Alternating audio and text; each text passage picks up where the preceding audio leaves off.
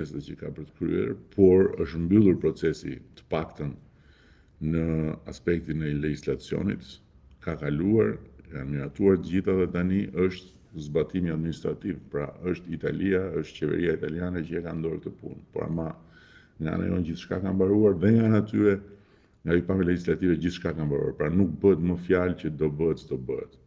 Tani çështja është tek procedurat e shtetit italian.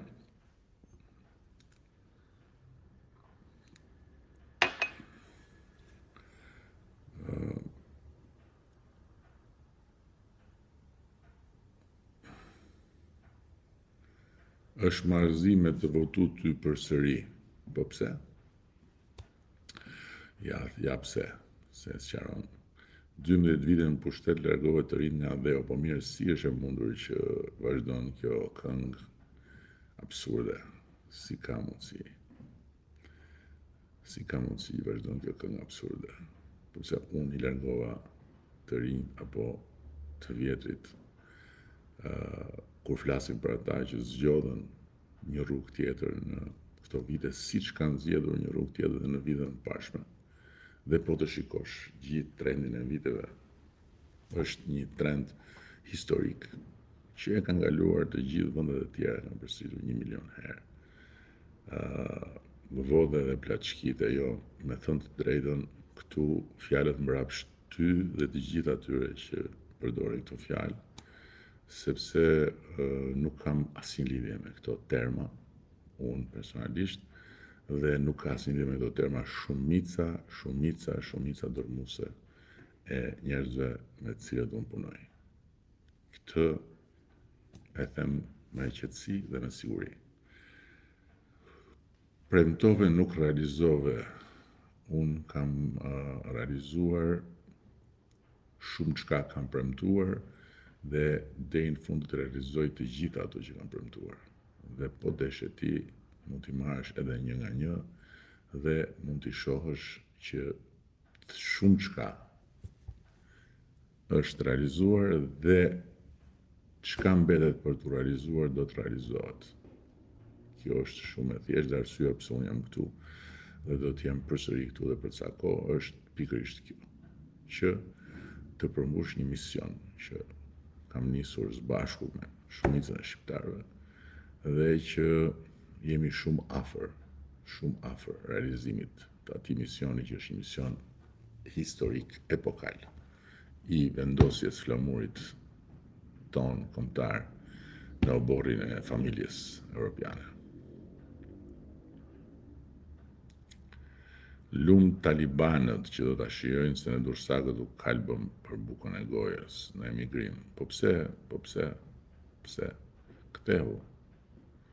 Ktheu, siç po kthehen ata që vendosin kthehen dhe nuk janë të shkënjyer, përkundrazi janë të lehtësuar. Ktheu. Kur e more pushtetin kërkove tepsin, ikën 4 vite, pastaj kërkove timonin, ikën dhe 4 të tjera. Tani ç'a kërkon? Mos po kërkon Nocrokun, atë do e marrësh. Se bufin e argjend është i bukur, ju jeni buf okej, kuptova.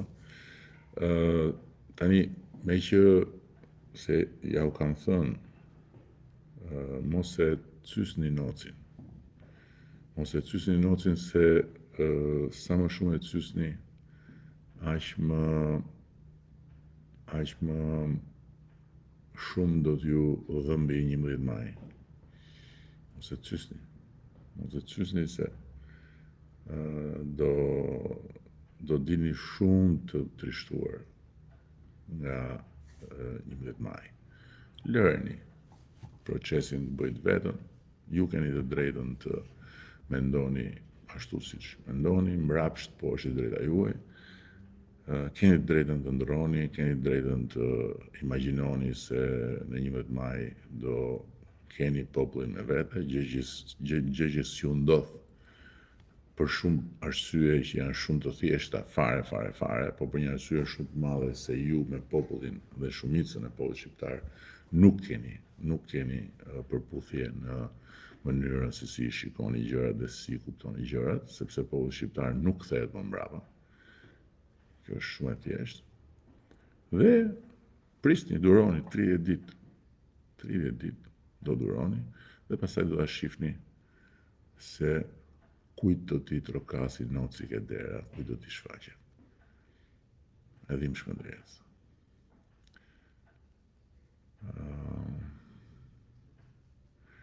Edi, ekonomia zero, çfarë prodhon Shqipëria, asgjë, 000. Po mirë mos si shpjegohet kjo që 000 dhe ndërkohë prodhimi i përgjithshëm kombëtar është 2,5 më i lartë. 000 dhe ndërkohë numri i kompanive që operojnë në Shqipëri është më i lartë. 000 dhe ndërkohë volumi i pagave që paguhen në Shqipëri është shumë më i lartë. 000 dhe eksportet janë shumë më lartë. 000 dhe të ardhurat për frym janë thuajse trefishuar nga koha kur ne morëm detyrën. Si shpjegohen këto?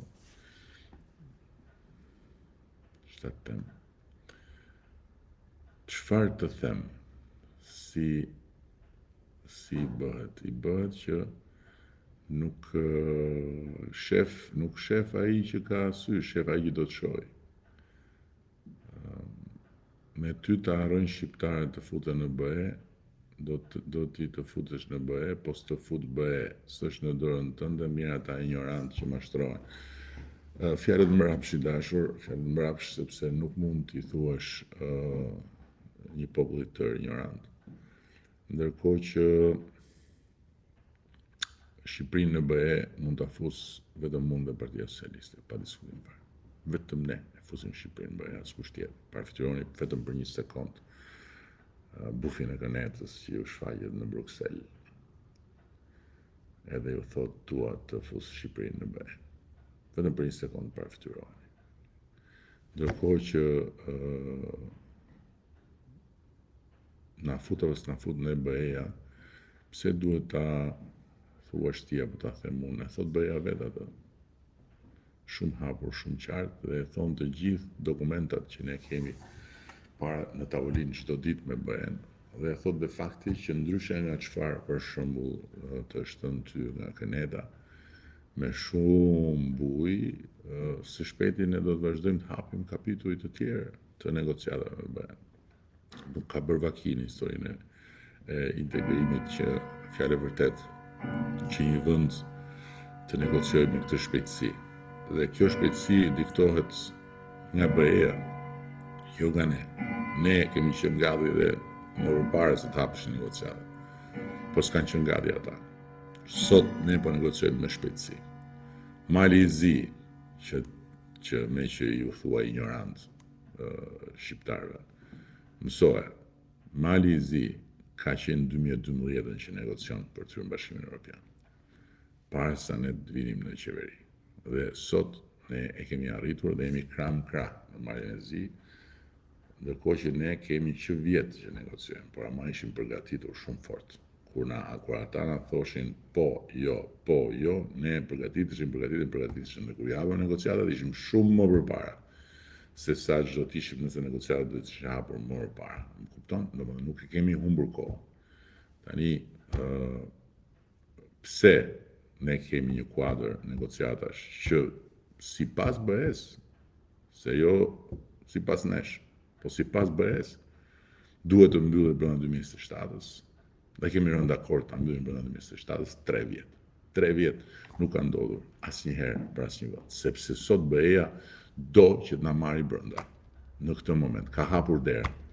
Dhe kemi ne tani luksin që të merremi me këto tërli-vërli tona këtu, siç po merrem unë me ty e ti me mua, ndërkohë që dera është hapur dhe është një mundësi historike për të gjithë se nuk do integrohet qeveria ime në BE, nuk do integrohet Partia Socialiste në BE, nuk do integrohet gjysma e kësaj bisede, nuk do integrohem unë dhe ti të ngelesh jashtë, do integrohemi të dy bashkë, do integrohet populli shqiptar.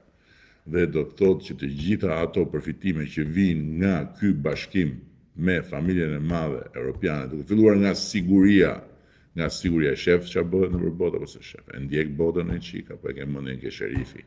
Do të vi sherifi. O zot. Do të vi sherifi të të shpëtoj ty.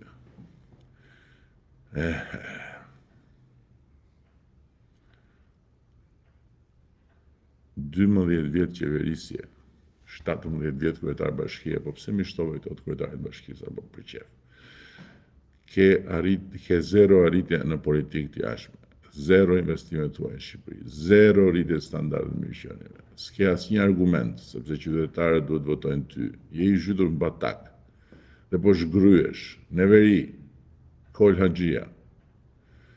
Tani, kanë arsye ose kanë arsye shqiptarët për 30 ditë shqiptarët do flasin vetë, Koli.